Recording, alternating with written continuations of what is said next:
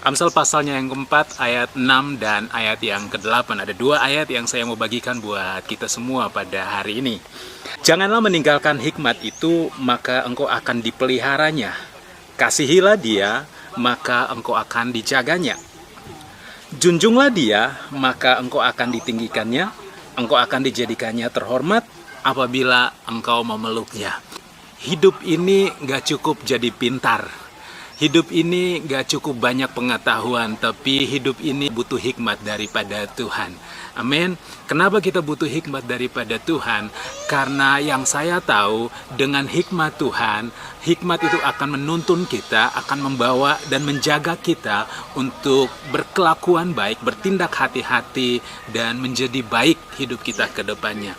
Nah, untuk memiliki hikmat itu tidak bisa datang dengan sendirinya. Hikmat tidak bisa datang dengan tiba-tiba. Tapi yang saya tahu, hikmat itu datang karena ada takut akan Tuhan. Saudara, Amsal pasal 1 saya baca. Amsal pasal 1 ayatnya yang ke-7, firman Tuhan berkata demikian. Takut akan Tuhan adalah permulaan pengetahuan, tetapi orang bodoh menghina hikmat dan didikan.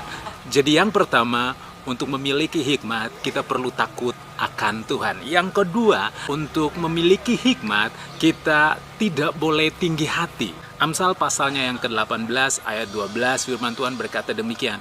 Tinggi hati mendahului kehancuran, tetapi kerendahan hati mendahului kehormatan. Orang yang tinggi hati pasti akan menghina hikmat. Orang yang tinggi hati tidak mau diajar, tidak mau dididik, tidak mau ditegur. Hanya orang-orang yang rendah hati yang akan belajar sesuatu yang membangun hidupnya. Jadi yang kedua yang saya temukan, bahwa untuk memiliki hikmat, kita jangan tinggi hati. Yang ketiga yang saya catat, bahwa untuk memiliki hikmat Tuhan, di Mazmur pasal 119 ayat 9, firman Tuhan berkata, dengan apakah seorang muda mempertahankan kelakuannya bersih, dengan menjaganya sesuai dengan firman Tuhan. Yang ketiga, untuk memiliki hikmat Tuhan, kita perlu untuk belajar firman Tuhan.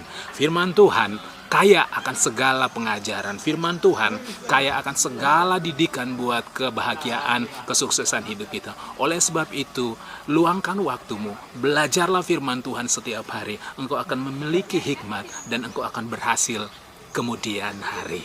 Ayo kejarlah hikmat Tuhan dan berhasil di dalam Tuhan. Tuhan Yesus memberkati.